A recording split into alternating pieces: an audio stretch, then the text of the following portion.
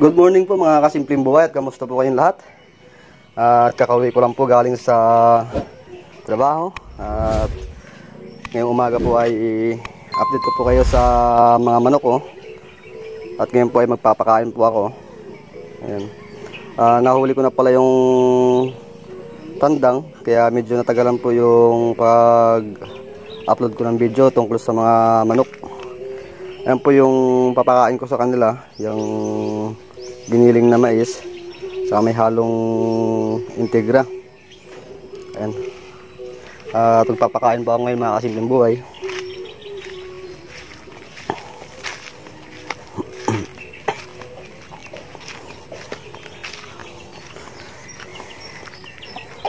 Habang nagkakape po at magpapakain po ako ngayon ng manok. Ito na po yung mga manok ko mga kasimpleng buhay. At nakulong ko na po yung tandang. Medyo natagalan po akong hulihin dahil mahirap po siyang hulihin. Dahil matagal po siyang hindi nakakulong. Kaya umilap. Ayan mga kasimpleng buhay, magkasama na po sila. Bali nabulugan na po pala yan ng manok na yan. Yung inahin ko. Kaya nilagyan ko agad ng ng itlogan. And yun, nakabukod po yung sisiw para maawat na rin po. Ayan. Tara po mga kasimpleng buhay at kape po tayo. Ayan, habang nandito po sa kulungan ng manok ay kakape po ako. Ayan mga kasimpleng buhay, ganyan lang po yung pakain ko muna. Naluwan ko lang po ng kanin, tapos yung mais, tapos yung integra na 1,000. Ayan, bali sa ngayon po ay wala pa po akong budget para makabili ng maraming pagkain. Tiis-tiis muna po dito sa pagkain na may halong kanin. Ayan, medyo taghirap pa. Ayan mga kasimpleng buhay, ganyan lang po muna yung pagpakain ko dahil hindi pa po ako nakakagawa ng pakainan nila. Low budget lang po muna.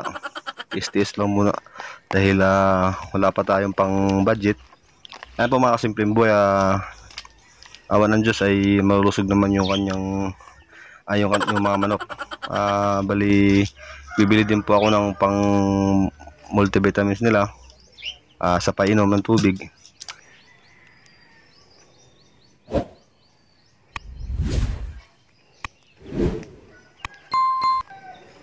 A few moments later. At ngayon po ay update ko po kayo sa mga tanim kong gulay. Yan, at marami na naman pong pitasin yung tanim kong okra. Ayan, habang nagkakape po at pumapasyal po ako dito sa mga okra. Ayan. At yan po mga kasimpleng buhay, papakita ko rin po sa inyo yung mga sitaw. Ayan, may mga bunga na naman po sila. At pati yung patula, marami na pong bunga. At halos sabay-sabay na po yung kanilang paglaki. Ayan. Ayan po mga kasimpleng buhay, bali update ko po kayo dito sa okra ko. Ito pala yung tanim kong okra. Ito po ay tumangkad ng husto. Ayan, sabayan kasi ito ng ulan nung nag-apply ako ng pataba dito. Ayan, kaya tumangkad. Pero ngayon marami na po siyang bunga. Ayan, tatlong buwan pa lang po ito. Pasyal ko po kayo dito sa mga tanim kong gulay ulit. At para po makita nyo, ayan, napakarami pong bunga yung okra. At doon sa gitna marami pong bunga.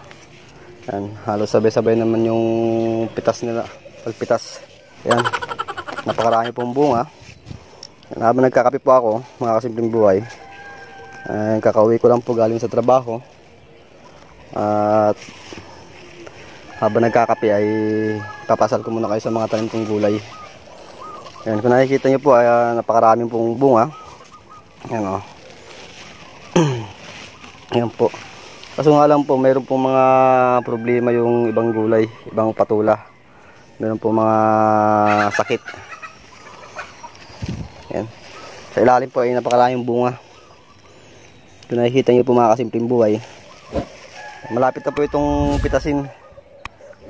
Kailangan ko lang po ulit ito mag-spray ng insecticide para para mapuksa yung mga insekto na yan na kumakain dun sa bunga ng patula. Yan, marami po siyang bunga, tapos yung ibang bunga po ay may mga kagat na kung nakikita nyo po ito yung sitaw. Ayan, yan po yung uod. Yan. Bali, nakaraan po nag-spray pa ako dito. Ayan, tatlong araw na nakalipas. Pang 5 araw po mag-spray ulit ako dito ng insecticide. Yan, para yung mga panibagong tubo na panibagong labas na bunga, hindi po sila makain ng uod. At yan po mga kasimpleng buhay, at maraming salamat po sa mga sumusuporta nga pala dyan sa akin. At sa mga bagong subscribers ko, at sa mga dating subscribers ko po. At maraming salamat po sa inyo talaga. Sana ay suportahan pa ninyo yung aking YouTube channel. At yan po mga kasimpleng buhay, napakarami pong bunga. Ayan Yan, halos sabay-sabay po yung kanilang paglaki. Napakarami pong bunga. Ayan po mga kasimpleng buhay. Kapag nag-harvest ako, sabay-sabay po yan.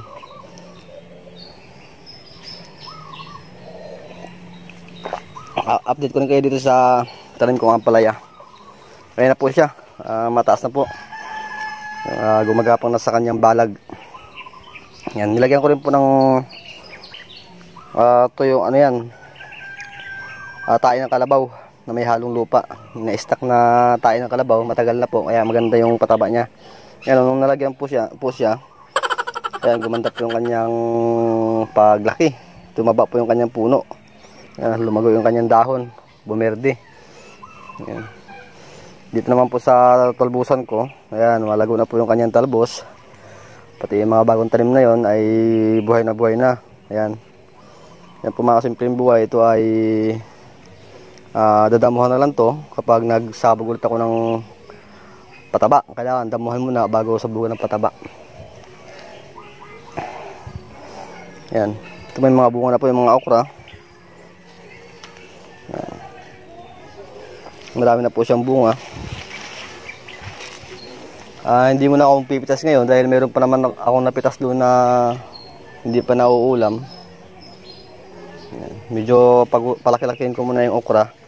Masyadong sariwa pa, pero mahaba na siya. Pero sariwa pa lang. Kaya sabi ko siguro kailangan medyo mahaba-haba pa siya bago pitasin.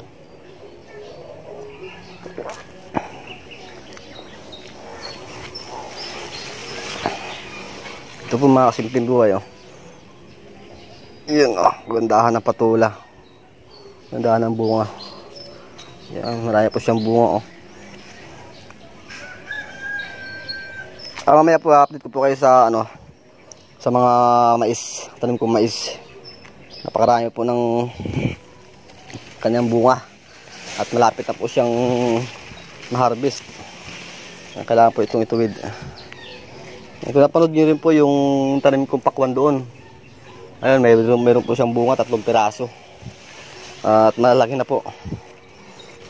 Ipapagapang ko lang ito yung kanyang mga panibagong bali hindi pa po ako nakapag-apply ng fertilizer dito. Bali siguro bukas po ng umaga mag-a-apply po ako ng fertilizer dito. Calcium nitrate po yung i-apply ko dito. Nakaraan po kasi na bumili ako Naubusan po ako ng saktuhan lang dito sa pangkalahatan. Sitaw, okra, sa patula. Kinulang pa nga po ako ng calcium nitrate. Ayan. Napakarami pong bunga, oh. Kung nakikita nyo mga kasimpleng buhay. Ayan. Ito yung okra. Napakarami yung bunga, oh. Napakasarap sa pakiramdam mga kasimpleng buhay yung pag-uwi mo galing sa trabaho. At habang nagkakape ka, tatanggal ka ng pagod at mawawala po yung puyat mo, yung antok mo pag nakapasyal ka dito sa mga gandang tanim mo at sa mga namumunga na. Nakikita mo yung kanilang mga bunga. Talagang nakaka-relax. Talagang naniniwala ako na nagbibigay ng kasiyahan din talaga yung pagtatanim ng gulay at nakakagaan ng kalooban. Kumbaga parang yung mga problema mo, yan, mawawala din, mabawasan din yung problema mo. Yan, nakaka-relax po mga kasimpleng buhay. Ayan po mga kasimpleng buhay, kung gusto nyo pong mag-comment lang po kayo mga kasimpleng buhay kung ano yung gusto nyo pong ipatanim sa akin. Yung related lang po dito sa Pilipinas na madaling tumubo. Yan. Tatanim po ako. Comment po kayo sa akin. Ibibidyo ko po. Papakita ko po sa inyo kung paano ko siya alagaan at paano ko siya itanim. At ibibidyo ko kung paano siya mapatubo. Yan. Meron pa po akong video, meron akong, kung naalala niyo po yung nilinis kong buto ng suha. Ayun, nakatanim na po. Kahapon ko lang po tinanim. Abangan nyo lang po yung pagtubo. Bali, ibibidyo ko po yun. Ipupul video ko. Hanggang sa pag-transfer po ng taniman. Ayun po mga kasimpleng buhay at in-update ko lang po kayo. Ngayon, papasal ko po kayo doon sa tanim ko mais. Ayun po mga kasimpleng buhay. Ito na po yung aking tanim na mais. Ayan o. Nakikita nyo po. Ayan, malaki na po sila. Tuloy-tuloy na po yung kanilang pagbunga. Malapit na po itong pitasin. Kahapon nga pala mga kasimpleng buhay ay nagpitas sila ng talbos kamuti. Hindi ko naman po na video dahil pasarap po yung tulog ko. Ayan. Nag-i-spray na naman po ako dito. Sabay-sabay na po yung pag-spray sa kanila. Marami na pong bunga. Malapit na po silang gumulang. Malaki po yung kanyang bunga. Yan. Pang ano lang po ito mga kasimpleng buhay. Pang merienda lang po ito. Yan po.